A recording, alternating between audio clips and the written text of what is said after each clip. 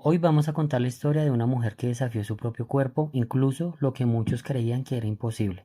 Hablamos de Lady Yolani Ramírez Rojas, ciclista colombiana de Paracycling, una mujer que cuando la vida quiso frenar su camino, se aferró a unas ruedas y siguió avanzando. En el 2019, en Países Bajos, conquistó la medalla de bronce de Scratch en el Mundial de Pista. Pero no es la medalla lo que nos trae aquí, es el precio que pagó para llegar a ella. Bienvenidos a Entre Brillo y Penumbra, Historias de Vida.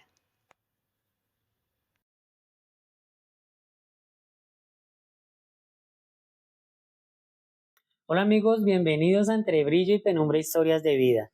El día de hoy los quiero invitar a recorrer la historia de Lady Yolani Ramírez Rojas, ciclista colombiana de Paracycling, quien desafió la vida, pero la enfrentó pedaleando.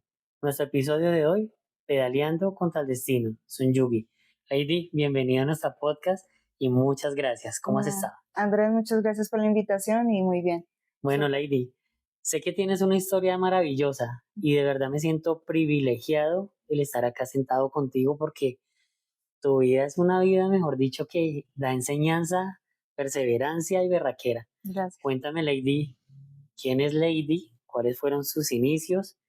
Y la palabra es tuya.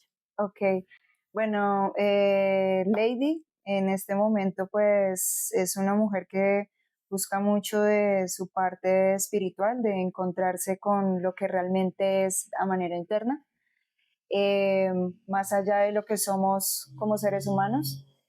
Pero Lady creció en un ambiente familiar muy bonito, muy bello. Tengo 4 hermanos, 3 hermanas y un hermano. Soy el último suspiro de mi mamá y mi papá. Entonces, el retoñito y pues soy la pequeña de 5 hermanos que somos. Em, y pues crecí, no tenía como conciencia de qué era lo que me había pasado, sino que lo vine como a cuestionar cuando estaba en el colegio. Cuando empecé a darme cuenta de por qué los niños se veían diferentes a mí. Resulta que cuando tenía 2 años, mi papá trabajaba en carpintería dentro de la casa, en la antigua avenida Villavicencio, ahí era donde pues residíamos, y yo me salí mientras entraban la madera la cual él iba a trabajar. Cuando yo decidí salirme, pues mi mamá se fue a cogerme porque yo lo tomé fue como un juego y pues ella de una pues al tratar de ir a cogerme yo no le quise hacer caso y la casa queda al frente de 2 vías que tienen doble vía principal. Sí. Entonces me crucé esas 2 avenidas, ella se fue a cogerme, me llamaba, yo no le hacía caso, y al devolverme pues venía un bus, el cual me arrolló y me fracturó la pierna pues en 3 partes, dejó el pie en la parte del tobillo colgando, y pues ahí ya fue donde me tuvieron que llevar de urgencias al hospital, no en ambulancia, sino en la misma camioneta donde venían con la madera, a ver qué podía pasar. Los médicos pues le habían dicho a mi familia que realmente no había mucho que hacer, solo tenía el 1% de vida. Entré en coma y pues duré varios días en coma en los cuales no habían esperanzas. Le han dicho a mi familia que ya era mejor ir a recoger el cuerpo, que ya se despidieran de mí porque ya no había nada que hacer, porque pues las heridas no solo fueron externas sino internas y que había quedado destruida internamente. Cuando fueron pues a ver qué pasaba, si ya había manera de desconectar o ya había muerto, pues los médicos le dijeron a mi familia que era un milagro porque no se explicaban cómo me había despertado el 1% de probabilidad. Y pues acá está el milagro. Wow, interesante. Interesante lo que nos cuentas, Lady. Ingresaste al colegio. ¿Cómo fue esa transición? Cuando entré al colegio recuerdo mucho, el primer recuerdo son 5 años. Y tenía demasiada emoción, pero yo iba con prótesis. Ya había tenido un proceso de adaptación con la prótesis y antes de eso, pues mi mamá me había enseñado a caminar en una sola muleta. Entonces, no fui al colegio en una muleta, sino con prótesis. Entonces, mientras jugaba, corría, en algún momento recuerdo que en una corredera en el patio pisé a una profesora y la profesora se molestó muchísimo, que porque fue el pisotón más fuerte que ha recibido, pues claro, con la prótesis le pegué el pisotón y ella no sabía que tenía una alumna con discapacidad. Y en toda la primaria nadie supo, bueno, solamente un compañero con el cual pues en algunas ocasiones tuve que ir a hacer trabajos en su casa y él fue el único que supo que yo tenía discapacidad física. Algunas profesoras lo sabían, aunque para mí era Normal. normal, para mí fue muy sencillo, pero cuando pasé de primaria a bachillerato fue un cambio total. Primero porque decidí nunca más usar la prótesis. En ese tiempo, pues la prótesis para mí era un peso, porque cada vez que daba el paso o quería tratar de sentirme cómoda, la rodilla se doblaba y me iba para el piso. Entonces, siempre fui muy inquieta. Yo era de subirme a patinetas, patines, jugar fútbol, subirme a los árboles y la prótesis en ese momento pues no me daba esa opción y en el colegio mucho menos. Entonces decidí no ir al bachillerato en prótesis y ahí tomé esa decisión, fue la primera decisión en mi vida, de decirle a mi mamá no vuelvo a usar prótesis. Para mi mamá pues fue difícil porque pues siempre que quiso una calidad de vida para mí en ese aspecto y que le agradezco muchísimo porque se dedicó toda su vida a darme una calidad de vida y de que no me sintiera una persona menos por tener discapacidad. Y al tomar esa decisión de ir al colegio, eh, empecé a darme cuenta porque soy diferente. Primero tomé la decisión de no prótesis y era la única persona con discapacidad visible en el colegio, porque sé que habían más personas con discapacidad que en ese momento pues no eran tan reconocibles. Y nunca tuve bullying, pero cuando lo intentaron hacer, no me dejé. O sea, siempre traté de tomarlo todo con chanza y molestar. Sí hubo un momento en el que estábamos con unas cartulinas jugando y había una compañera que tenía los ojos verdes que la aprecio mucho y que si está viendo esto, pues que espero que esté muy bien, que la quiero mucho porque fue mi mejor amiga en el colegio. Y yo cogí la cartulina y le dije, ay, un gato salvaje. Y, y ella, yo sé que lo hizo sin ninguna intención de herirme, pero pues en su momento no se pensaba, dijo la pata sola. Con lo mismo con las... Y eso sí me hirió muchísimo. En ese momento para mí fue soy diferente. Ahí fue donde dije, ¿por qué si cuando salen a bailar o hacen un gym day y todo eso, a mí no me sacan a bailar? A mí nadie me mira, nadie se fija en mí. Las chicas van y salen y capan clase, todo, y yo siempre fui muy juiciosa, muy entregada al colegio. Nunca hice nada diferente ahora como uno ve a los chicos que son realmente locos en el colegio, pero me empecé a cuestionar mucho. Me cuestionaba demasiado eso. Wow. Me dejas sin palabras porque es complejo. Yo creo que vivirlo, tú Ujú, ahorita lo cuentas con tranquilidad, ujú. pero me imagino que en el momento que lo viviste, fue un choque emocional bastante fuerte. ¿Lograste terminar el colegio? ¿Continuaste estudios o te dedicaste a qué? Sí, terminé el colegio, afortunadamente pues me gradué y ya empecé como a pensar qué hago. Yo quería estudiar medicina, pero quería enfocarme en ser cirujano y siempre me llamó la atención todo este tema del cuerpo, la sangre, pero no, obviamente no tenía los recursos para poder estudiar medicina y siempre me destaqué muchísimo en el dibujo. En la parte artística, la parte de plantillas y todo esto me gustaba mucho, entonces empecé a tomar la decisión, o estudio medicina o estudio diseño gráfico. Y da la casualidad que un día viendo un video le dije a la vida, pues muéstrame realmente qué es y para dónde tengo que ir porque no lo sé. y vi en ese momento una cirugía que estaban haciendo en un programa y por cosas de la vida le cogí asco, fastidio, no sé, algo pasó ahí y cambió mi perspectiva y decidí entrar a, a mirar qué voy a estudiar, porque ya ahí había entrado como lo que yo quería no se daba. Mi hermana me empezó a ayudar con el tema de estudiar comunicación social en ese momento porque yo no sabía si diseño al fin sí o no. Entonces habíamos hablado como pues estudiamos comunicación social y estudié, ahí sí como dicen, 6 semestres en la San Marino porque pues no pude terminar. Estudié 6 semestres de comunicación, valga la redundancia, en la Universidad Central, pero me sirvió muchísimo, muchísimo porque no se pudo continuar porque pues la universidad se puso súper costosa y ya después se dio la oportunidad de entrar a estudiar becada en la ciudad de Compensar diseño gráfico. Entonces también tuve la ayuda de mi hermana en una parte, o sea, era la mitad de una parte de la beca y en algunos momentos cuando tocaba pagar algo, pues mi hermana me ayudaba y ahí estuve becada prácticamente toda la universidad en diseño gráfico. Entonces me gradué de diseñadora gráfica.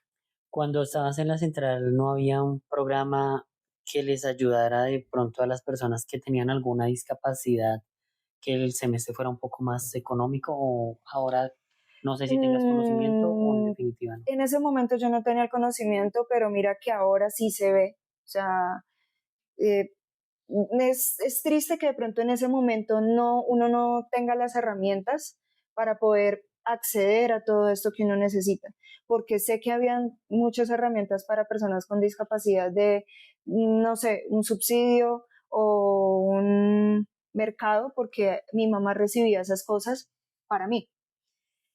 Pero en cuanto al estudio, no. O sea, cuando estábamos en el tema de la Universidad Central, tocó también acceder al tema de ICETEX en una Claro. parte, entonces no era suficiente. Ahora es que se está viendo un poco eh, esta parte de poder tener inclusión ante este tema, que puede que lo haya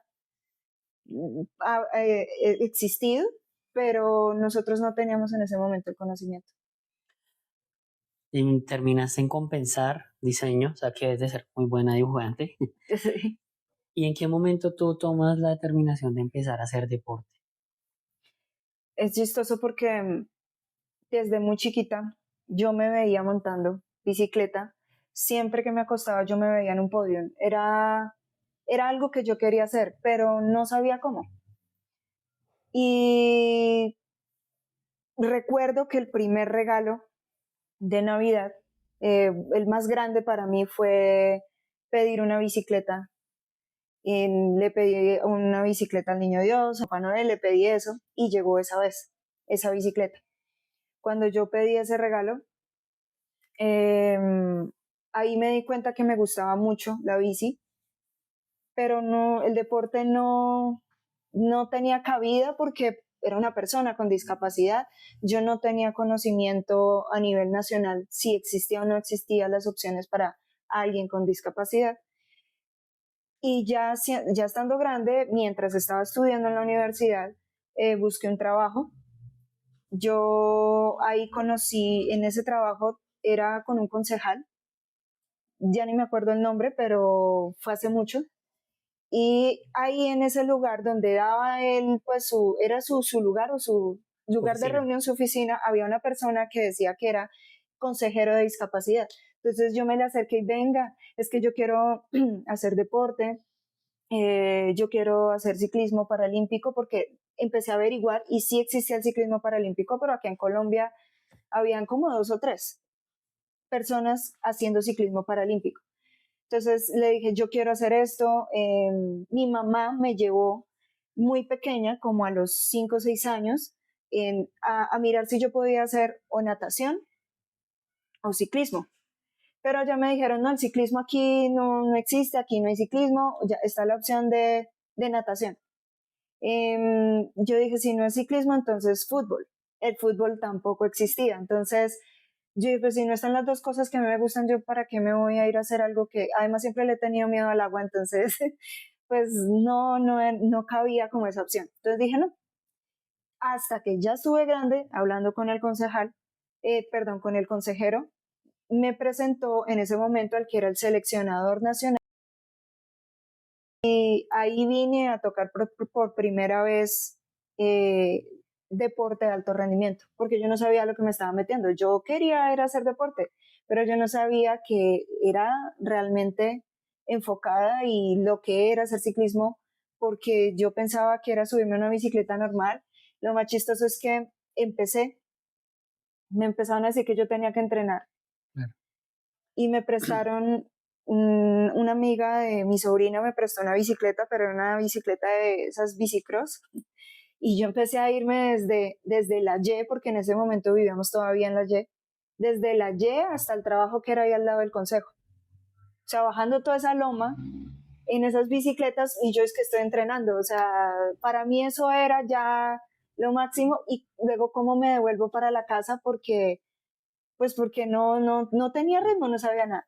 Así empecé a, a hacer ciclismo, ya hasta que el profesor de la liga me dijo, no, usted tiene que tener una bicicleta de ruta, tiene que tener cierta vestimenta, ciertas zapatillas, casco y se tiene que enfrentar no solamente a los carros, sino a carretera y empezar a tener como todo ese dominio sobre la bicicleta.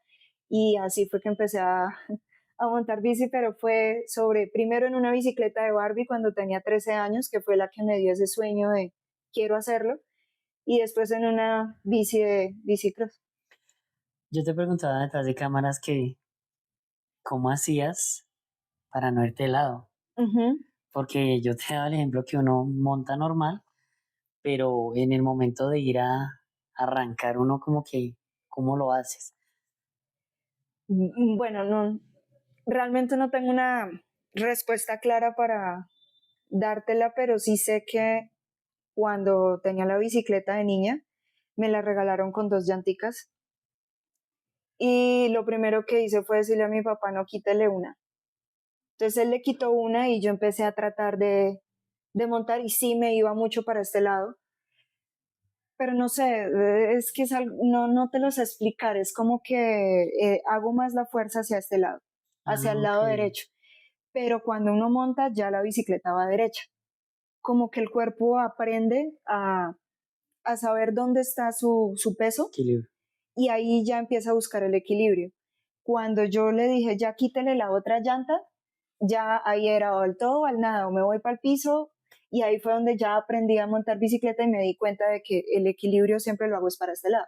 Y siempre que me subo a la cicla y cuando soy consciente de lo que estoy haciendo, sí es verdad, o sea, todo el peso va hacia Ok. el lado donde va La pierna. la pierna, que siempre tiendo a veces, si Claro. no estoy consciente o voy a girar y no estoy consciente de lo que hago, me puedo ir de este lado y siempre que me caigo me voy del lado izquierdo. Das un punto importante. Estamos hablando ya cuántos años tenías cuando tú con el consejero empezaste ya a entrenar, que te dijeron, bueno, el entrenador es este y esta es la rutina que debes de coger. ¿Cuántos años ya tenías en ese momento? Tenía 24, Wow, 24. 23, 24 años. Y en el transcurso del entrenamiento, como todo, Ujú. disciplina, ¿cuál ha sido tu alto, medio y bajo? Que tú digas, el entrenamiento no es solamente como uno piensa que ya se montó al podio o fui competilla. ¿Cómo es? El tipo de entrenamiento, cuando inicié, pues para mí, yo pensaba que era salir a montar a ciclovía. Entonces yo empecé de esa manera ignorante para un deportista de alto rendimiento. Eh, yo creía que era salir a ciclovía y ya, y no. Tienes que empezar primero con la adaptación al tipo de bicicleta, que es adecuada para eso.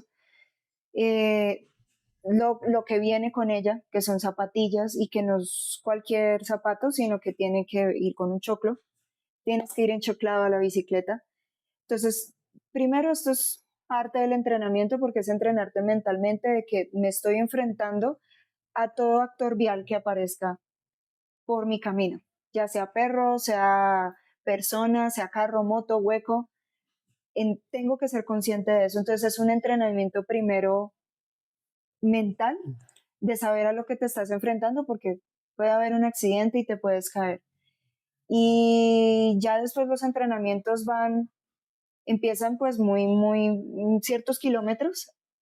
Ahí sí sirve la ciclovía porque empiezas a mirar, esta persona se me atravesó, esta otra paró, entonces ya uno empieza a coger la habilidad sobre la bicicleta, que la tuve que hacer aunque yo ya había montado bicicleta desde muy pequeña, pero una cosa es montar bici chiquita y otra es ya enfrentarse a una jungla literal de gente.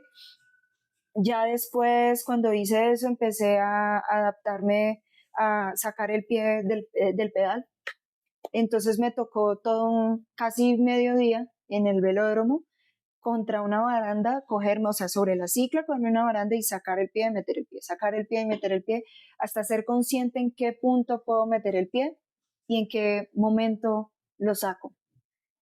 Y ya empezar a dar vueltas y sacar el pie rápido y así para ya enfrentarte a la calle. Mm, y ya empiezan los entrenamientos poco a poco. Mm, digamos que no es tanto el kilometraje, sino las horas que tú le metas al tema y los trabajos que hayan dentro de ese entreno.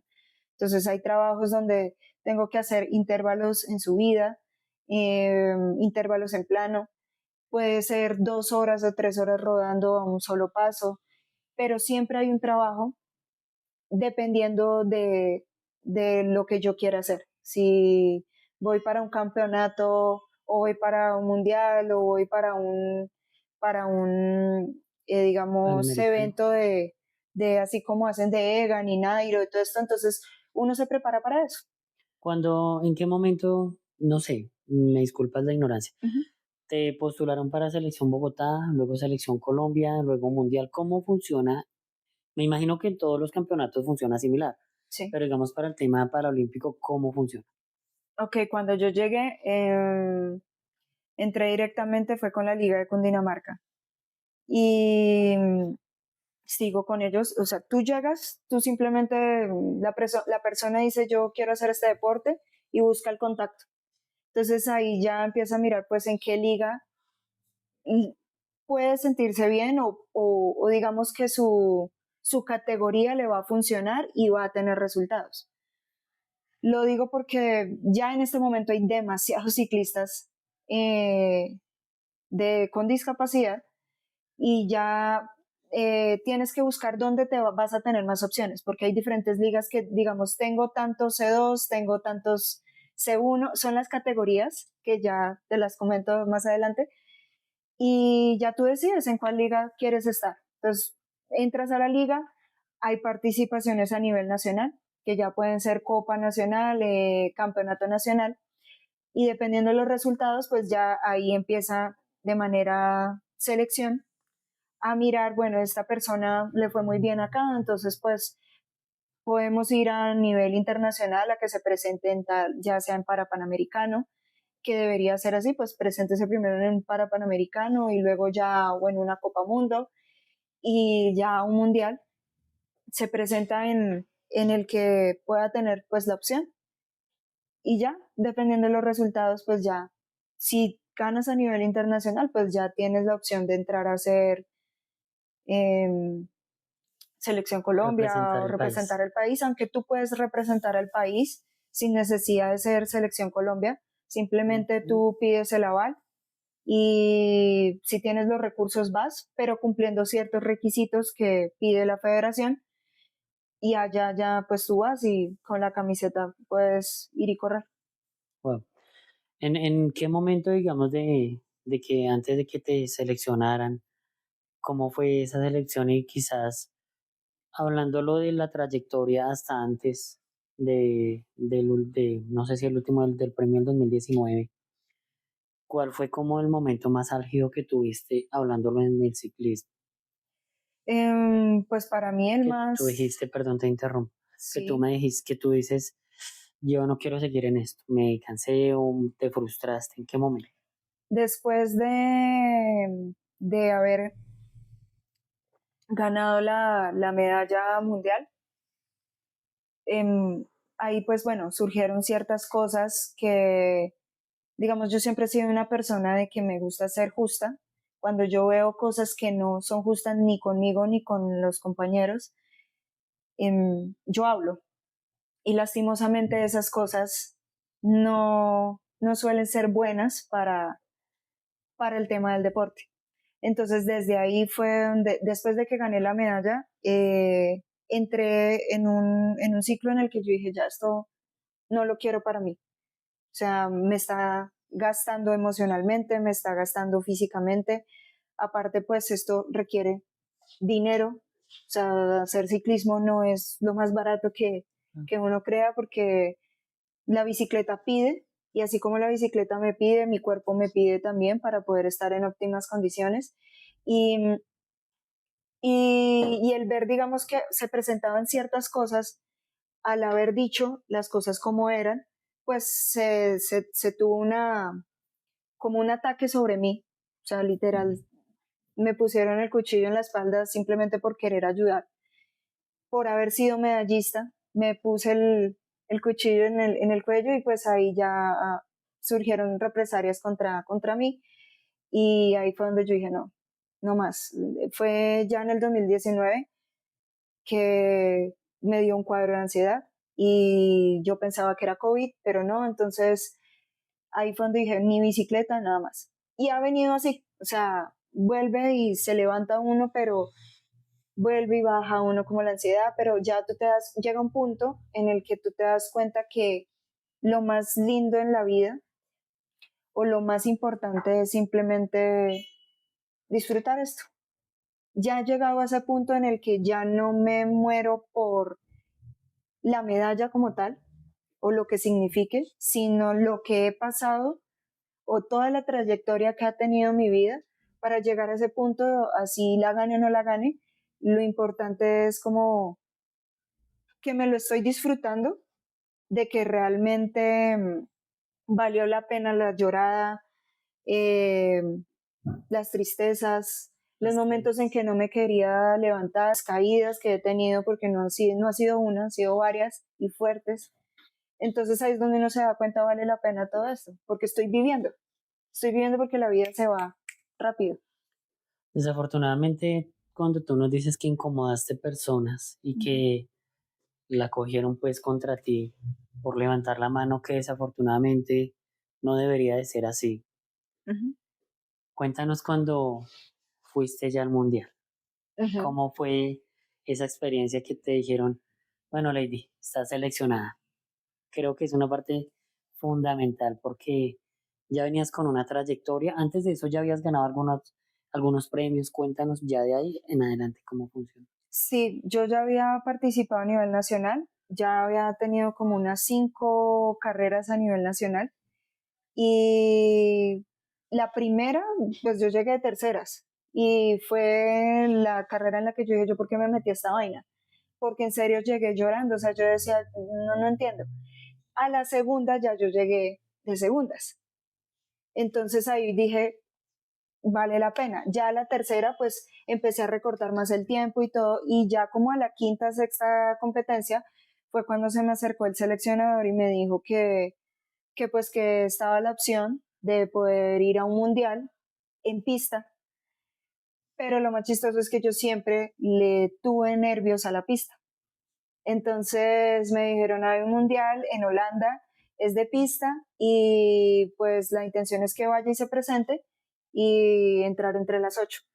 Pues para mí fue sorpresa porque yo no pensaba que tan rápido iba a poder ser vista y pues llegar a representar a un país. Entonces fue muy lindo y en ese momento fue cuando entró CIREC, la fundación que pues en este momento siempre me ha ayudado desde pequeña porque es que mi rehabilitación empezó en CIREC. Yo empecé a aprender a caminar con prótesis con CIREC y ellos empezaron un proyecto de ayudar a las personas con discapacidad que se quieren enfocar en el deporte. Y ahí se habló con CIREC y ellos dieron el patrocinio total de todo el viaje. Y nada, me fui como con esa emoción y a la vez esos nervios porque era mi primera vez en un mundial, yo no sabía con quién me estaba enfrentando. Eh, me daba, me daba nervios porque es que aquí no, o sea, la única pista que hay de madera es en Cali. Entonces acá pues uno entrena en la de cemento, o sea, la que está en, en el Salitre o en el 20 de julio, pero no es lo mismo.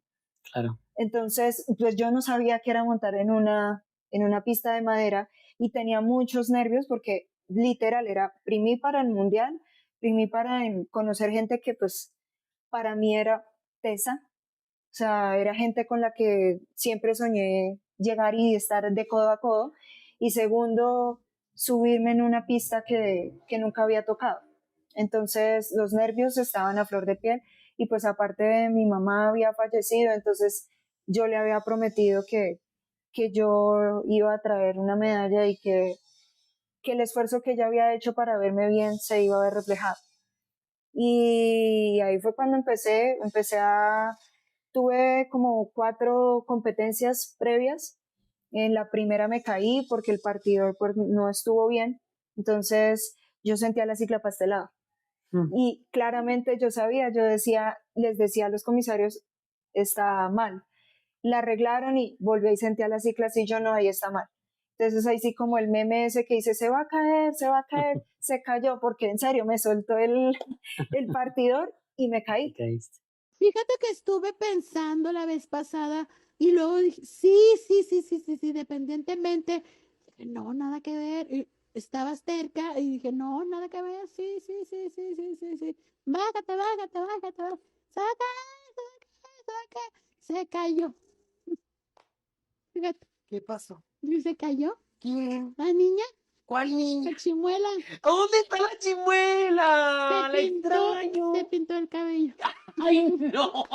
El Me cabello. caí, o sea, por más que intentaron arreglarlo no sirvió y en últimas dijeron, no, ya le tocó así. Y pues yo sabía que me iba a caer porque para este lado no hay equilibrio que ayude Claro, a devolverme para la derecha.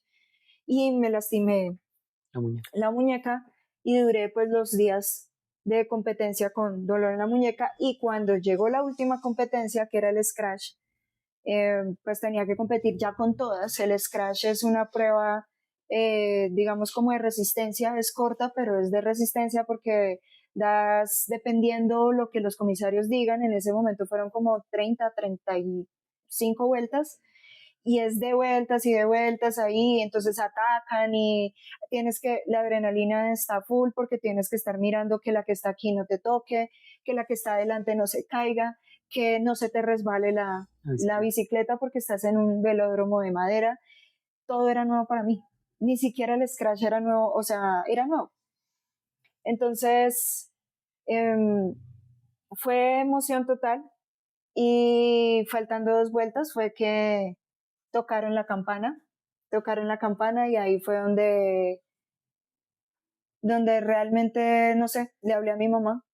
Yo tenía dolor de cabeza, tenía migraña, por lo mismo, o sea, era primípara en todo, o sea, no había comido bien, muchas cosas. La preparación pues no fue La idónea. la idónea, aunque se hizo una preparación faltando 15 días, pero pues no era la idónea porque para un mundial hay que prepararse con mucho tiempo. Meses.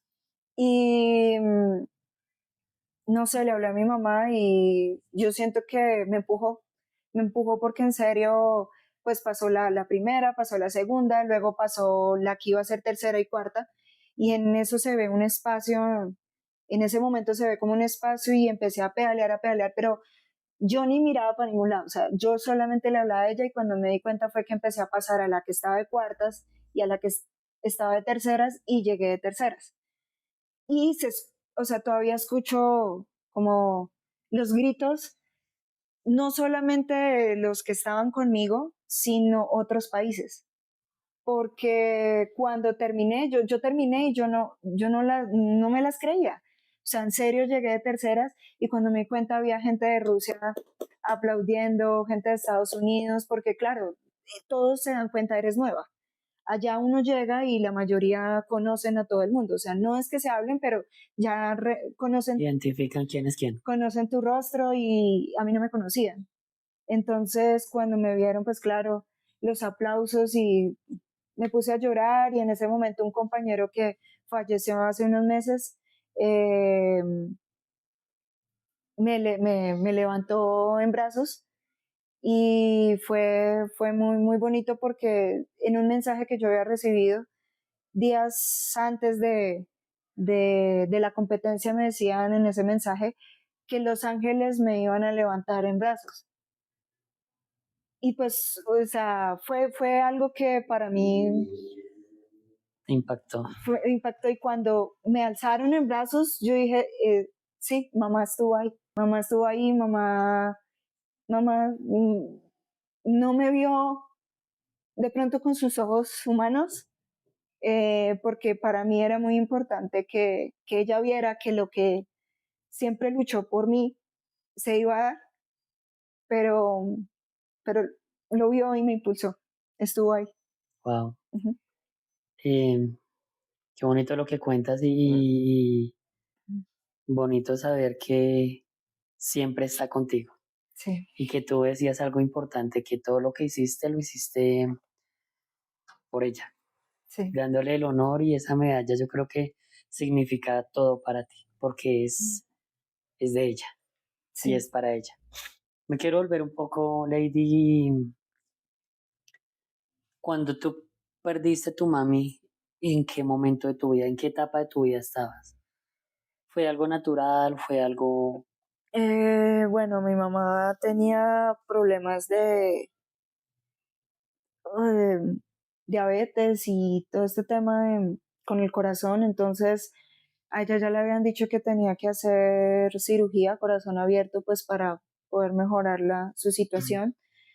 Ya había pasado por algunos problemas en que le daba como una cierta trombosis, entonces, claro, el susto era grandísimo y ella siempre evitó la cirugía, siempre dijo no, no, no, no, no, pero esa vez dijo sí y salió bien de la cirugía, pero entró a la UCI, pues obviamente porque la recuperación, una cirugía de esas no es tan fácil. En ese momento yo estaba estudiando diseño gráfico y ya llevaba como un año, 2 años, un año y medio en ciclismo. Ella alcanzó a ir a verme en una competencia, pues en la segunda competencia que yo tuve. Te quedaste terceras. De segunda. Ah, de segundas. De segunda. Ella pudo ir y, y ya empezó a tener problemas, tuvieron que hacerle diálisis. En ese momento, pues ella era consciente, escuchaba, pero pues todavía no abría los ojos. Y nosotros teníamos fe de que iba a salir de ahí, pero pues solamente Dios sabe por qué. Siento que ella primero no tomaba la decisión de irse porque le preocupaba a mi papá. Mi papá tenía Alzheimer, entonces duró muchos años con eso y ella alcanzó a vivir esa situación con mi papá y no quería que mi papá estuviera en un hogar de paso porque no quería que él terminara así. Y pues nosotros como hijos siempre ese día le decíamos como, cada uno le dijo, mamá, tranquila, él va a morir en casa, él va a estar bien, todo va a salir bien con él, no se preocupe, si usted quiere, en la casa la esperamos, es su decisión. Y siento que todos en su momento le dijimos esas cosas. Cuando yo recuerdo que salí de trabajar, porque en ese momento ya yo no trabajaba con el concejal, sino teníamos una cafetería con mi familia, entonces nos turnábamos con mi hermano para poder ir y visitarla, y yo recuerdo que eran como las 4 de la tarde cuando le dije eso, que no se preocupara por mí, que todo iba a estar bien y que por papá no se preocupara. Y recuerdo llegar acá, cuando recibimos la llamada de mi sobrino porque mi hermana trabajaba en el hospital y ya había fallecido. Entonces ella estaba esperando que todos le dijéramos tranquila y Tranquila. que papá iba a estar bien. Y pues la promesa se hizo Cumplió. porque papá murió aquí. Nunca estuvo en una casa de paso y papá murió como tenía que ser, bien. Pues es un mensaje muy bonito que es la unión familiar, ¿no? Ujú. Creo que eso es fundamental. Cuando quedaste campeona, y porque eso es ser campeón, Sí.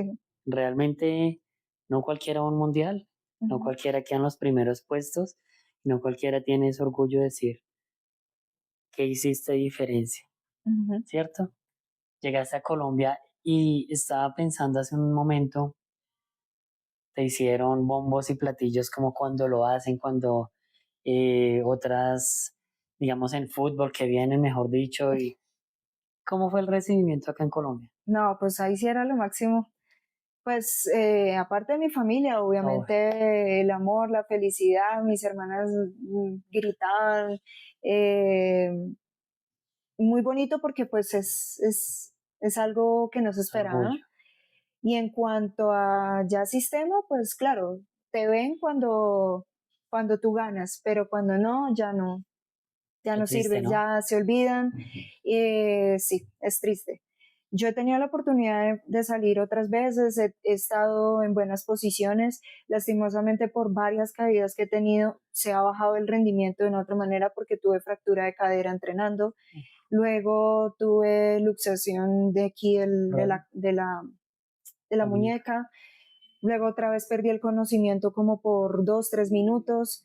Entonces todo eso hace que uno pare, que uno pare, que uno pare. Y aparte, por en Estados Unidos me cogí un carro, no entrenando, pero sí como peatón y me fracturó otra vez donde ya me había Ah, fracturado. Entonces fue una racha, realmente fue una racha desde el 2022 y 23. Fue una racha en la que yo decía ya, no aguanto más, como dice el meme. No, no en serio, porque yo no entendía qué sucedía. Mm, eso le hace no bajar el rendimiento, claro, hace que uno ya no quiera seguir, hace que uno se ponga a pensar, esto sí es para mí, vale la pena arriesgarme sobre una bicicleta. Y pues en el sistema, obviamente, pues no, eh, hasta ese momento no hubo como la ayuda. O sea, si tú no ganas, no eres nadie. sí, es cierto. Así es. Y lastimosamente la sociedad ha vendido eso. Si tú no tienes el mejor celular o no tienes el mejor carro, no te vistes de la mejor manera o no ganaste la medalla o no tienes el mejor puesto, no eres nadie. Y estamos mal en eso. Estamos mal porque... Pero hace mes y medio, en el noviembre, no, perdón, en Octubre, septiembre. septiembre. En septiembre tuvimos nacionales y pude obtener 6 medallas de plata y la medalla de oro en ruta. Wow. Entonces ahí es donde me di cuenta que está ese tema de kintsugi, que realmente me he roto muchas veces, demasiadas, con las fracturas, con el tema de la ausencia de mi mamá, de mi papá, de la discapacidad, porque esto también de cierta manera es una herida que uno carga, aunque uno ya lo sepa llevar, es algo que uno debe sí o sí aprender a Manejar. conocer y a manejar.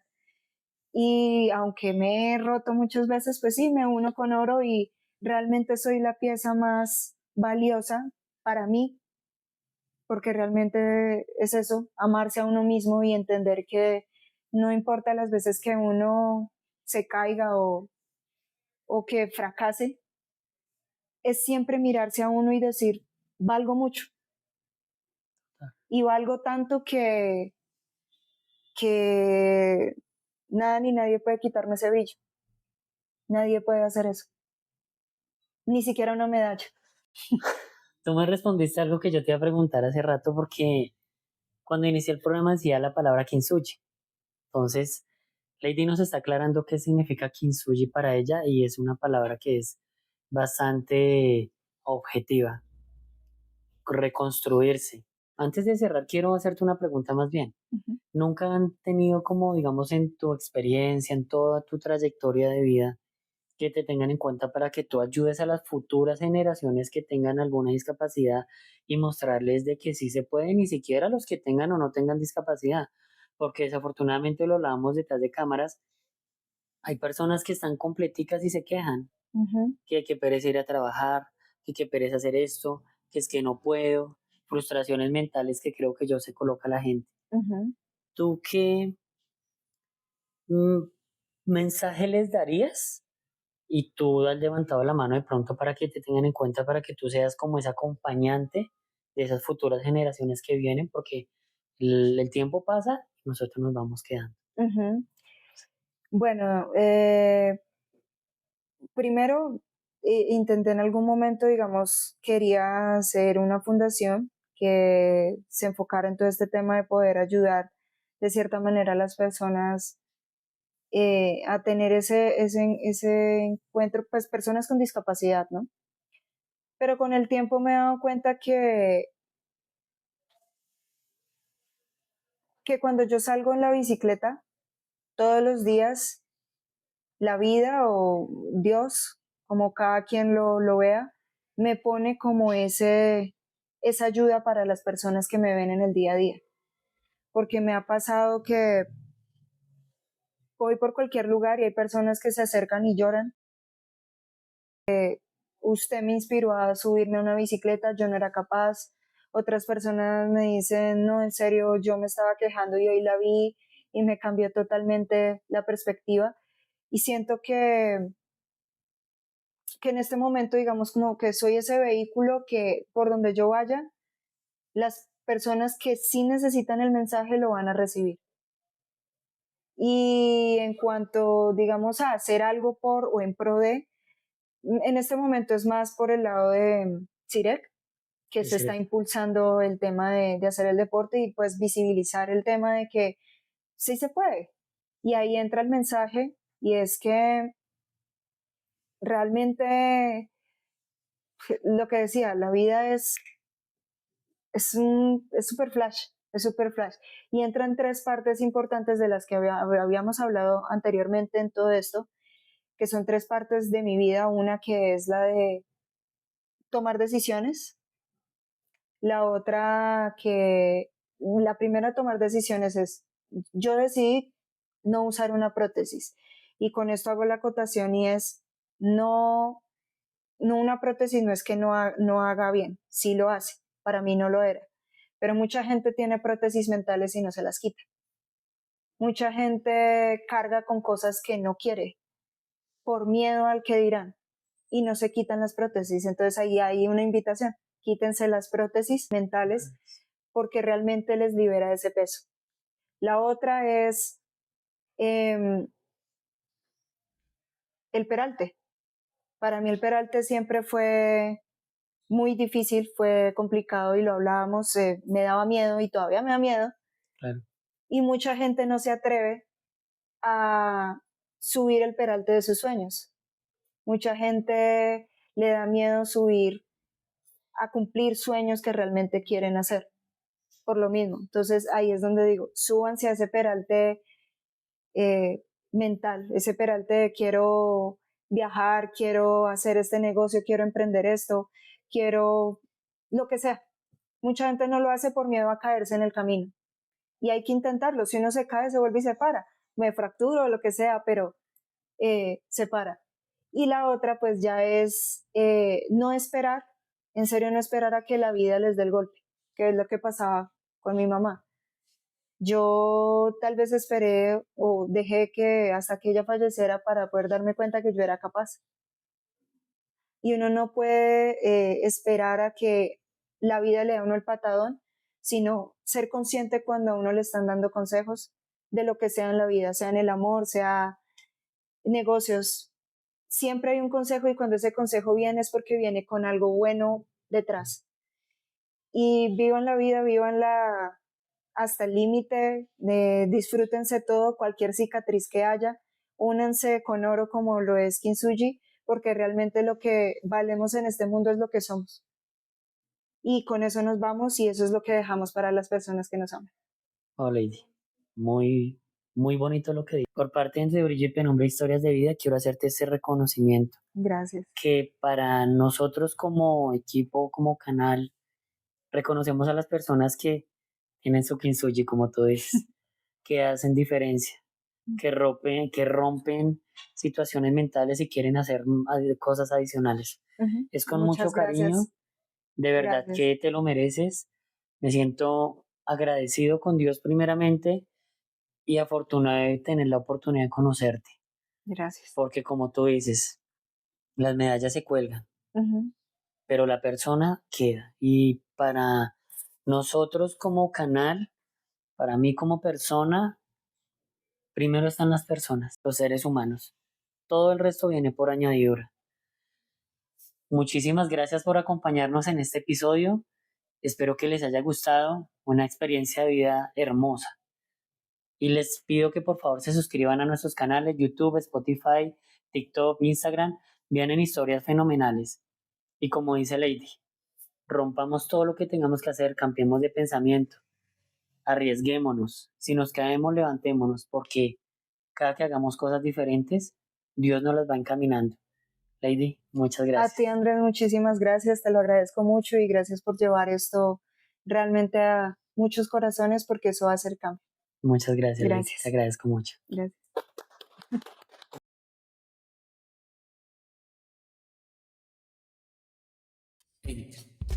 Brillo y penumbra.